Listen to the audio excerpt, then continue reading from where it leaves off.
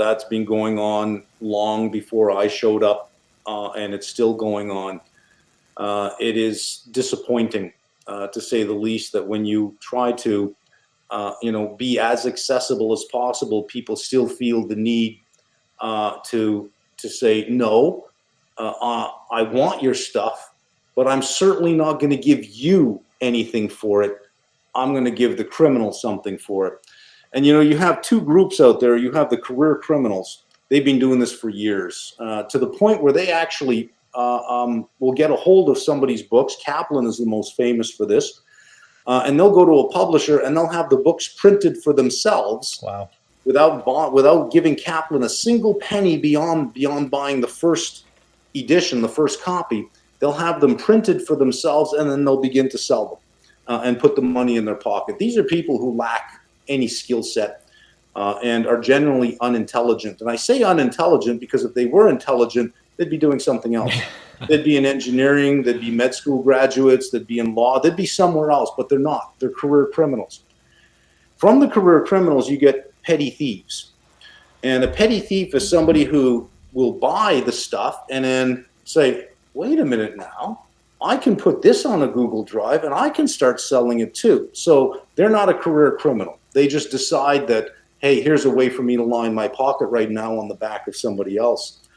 And then you have the buyers. And the buyers, I think I'm the most disappointed in, because they decide that, their integrity doesn't matter. Mm-hmm. It doesn't matter, because they get to save a few dollars today. So they're not playing the long game. They're playing the short game. And, we've all had people like this in our lives. People that you can't count on if you need something. They're the last people you would call, because they're only in it for themselves. They're the type of people where don't ever say anything to this person, because they'll just blah, blah, blah all over the place. They have no character. They have no integrity and no morality. We've all known people like that, and we get rid of them. But this is what these buyers are doing when they line up to give money to the criminals and the petty thieves. Is they're saying, the cost of my morality, the cost of my integrity is $200, because they're paying $50 for my stuff and they're financing the criminals. They won't give it to me. They won't give it to us. Of course not. But if you take our level 1 and you convert it to US dollars, it's about $240, $250, but they'd rather spend $50 with the criminal. So they've set a price on their integrity. Their integrity is $200. What they're saying is, for $200, fuck you. I'm going to do what's right for me. We don't want those people around us. Nobody wants those people around you. The kind of people who only do the right thing if it doesn't inconvenience them, will only do the right thing if it doesn't cost them anything. But the moment it costs them a penny, no. Yeah. That if you're stranded somewhere and you needed a ride, these are the last people you would ever call, because you know what the answer would be. The answer would be no, because it would be an inconvenience to them, and they're in it for them. They're not in it for anyone else. Warren Buffett has this great, you got to go back to 1999 to find this one, but it's online. And he's giving a speech to a school of students. And he's telling them that when they hire people, they look for 3 things: integrity, intelligence, and I forget what the third one was. Yeah, I watched it, and I clipped it onto a YouTube video. Integrity, intelligence, and it was something else. Just drive or passion, I believe, work ethic. His next line was the best line. He says, if you haven't got integrity, he says, forget it, because the other 2 things don't matter. And he says, in fact, if you don't have integrity, you don't want somebody intelligent. You want them as stupid as hell. Yeah, he said dumb and lazy. You want them dumb and lazy. Lazy, because then they won't do any harm. He says, but if they're intelligent and ambitious and they don't have integrity, you don't want these people around you. When you're buying from petty thief online or from one of these criminals, what you're saying is publicly, I don't have any integrity. In the finance industry, that's not going to work well for you. That's not going to work well for you at all. And you may think, well, who's ever going to know? Listen, 2 years ago, I put up a video called Fair Warning, where I said I was sick and tired of this, and we were going to make no distinction between buyers and sellers. They were all guilty in our eyes. Since that time, we've not let it alone.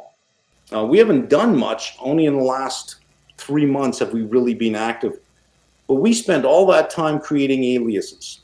We're in hundreds of study rooms. We're in on Telegram, on WhatsApp, on Facebook. We're in CFA study groups everywhere. So we built a whole bunch of aliases and we infiltrated all of these study groups and we started taking screenshots. It's amazing how stupid some people are. Now, the career criminals, they spent their whole life being criminals. They're a lot harder to track. But the petty thieves, they don't know how to be a criminal. You know, a petty thief is someone who pulls up to a liquor store, gets out, runs inside, puts a mask on, sticks a gun in the person's face and says, give me all your money. Without knowing how many people are in the store, where the manager is, where the alarm system is, doesn't have a getaway driver, has his license plate sticking right out on his vehicle, didn't know to steal the vehicle first, didn't cover up his hands and has a tattoo. A petty criminal, a petty thief, doesn't know how to be a criminal. So they leave footprints everywhere. Well, that's what these people do online. Sure. They leave footprints everywhere. So we spent probably a year and a half just documenting. And in the last 3 months, we've decided now, let's do it now. And the first submission we made to CFAI had 56 names on it, of which they've been able to identify a number of their own people. That's the end of the line. We also know when we catch somebody selling our stuff, before we send you an email, we already know who you are. When we send you an email to tell you to stop, it's because we already know what the next step is going to be. There are consequences, and the only thing standing between us and those consequences is your response. If you say, yes, sir, done, it's off, it's gone.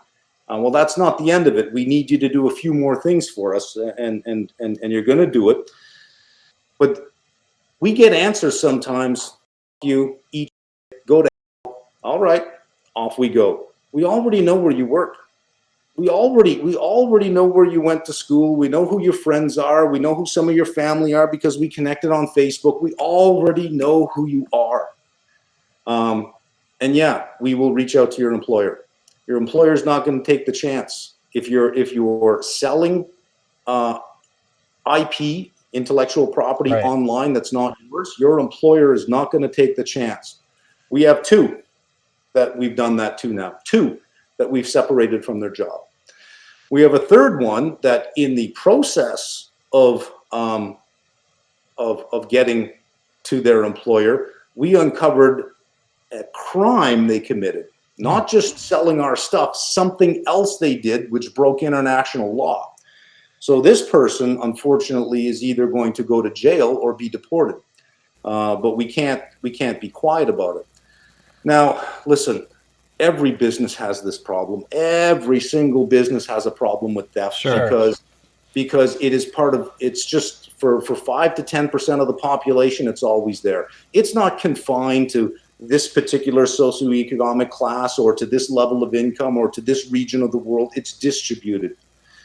When you go buy a pair of jeans, in the price of that pair of jeans is theft. There'll be an extra $1.20 that you're paying or whatever it is because the company selling it says, look, people are going to steal from us and you're going to pay for it. Insurance. Your insurance rates are higher than they should be because they know there's going to be insurance fraud. Everything you pay for has the price of bad people in it. The corporations aren't going to take the haircut to their bottom line. They're going to charge more for what they're selling. Good people always pay for the bad people. Wow. We can do that too. We can say, well, we're losing X amount of subscribers, so it would translate to this much revenue that we're losing. So let's just raise our prices to cover it off. All we're doing is we're making good people pay for it. We're making people who are doing the right thing pay for it. I say, no, we're not going to raise our price. Rather than making good people pay for it, make the bad people pay for it, and pay they will. But we can't get to all of them. So the ones we do get to, unfortunately, will pay a disproportionate price. They will have unacceptable outcomes, way worse than what they did, because somebody's got to pay for it. And I'm not going to make good people pay for what bad people are doing. So even while you're playing hardball, Mark, you're still being a compassionate capitalist because the people with integrity that are paying for your subscriptions, you're not making them pay for the criminals as well. Won't pay. And listen, it's Yeah. not as if we are dishing out consequences right away. We send you an email. You're going to stop doing what you're doing, and you're going to do these 3 things or these 4 things. If you comply, that's the end of it.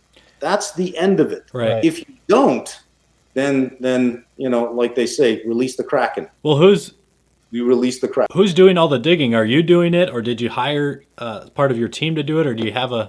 We have a dedicated team on it. Okay. So it's not just something I do on the side. We hired people who do nothing but this all day long. We've established our relationships with Facebook, PayPal, Stripe. We've had a number of the career criminals kicked off of Facebook. We've had some of them kicked out of the study groups that they're in.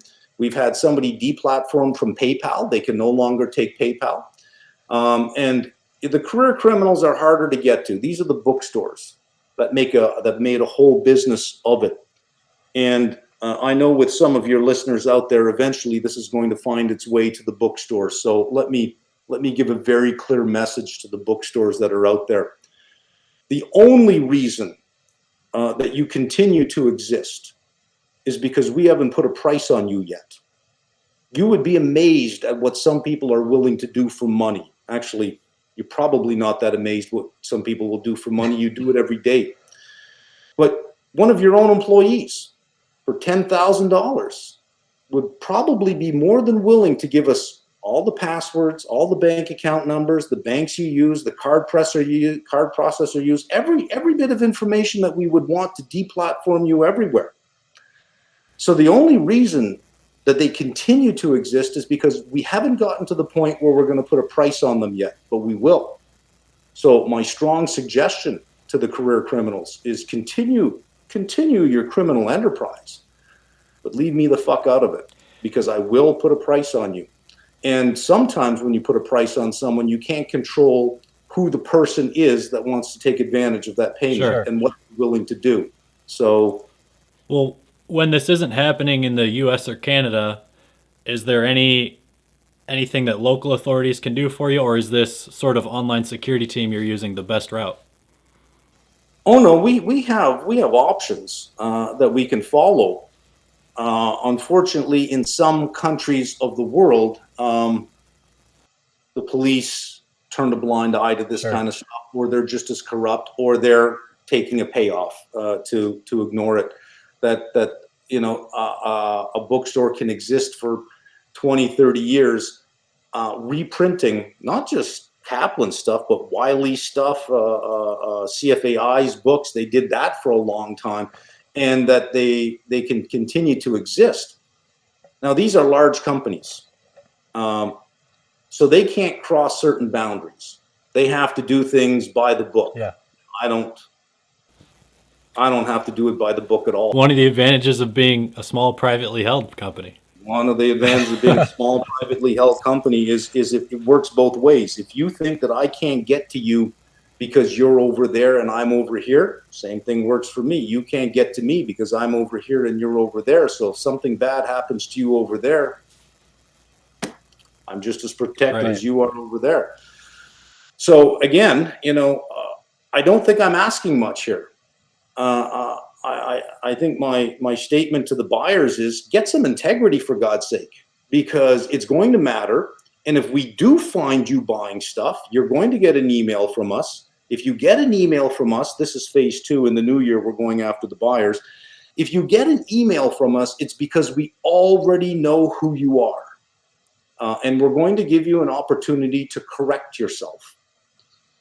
Get some integrity, because if you don't, if we do find you again buying or attempting to buy, then we won't have any mercy. We will simply go after your employer. Simple as that. Because you're showing yourself to be highly selfish and you have no integrity. There are 90% of candidates are good people with integrity. Yeah.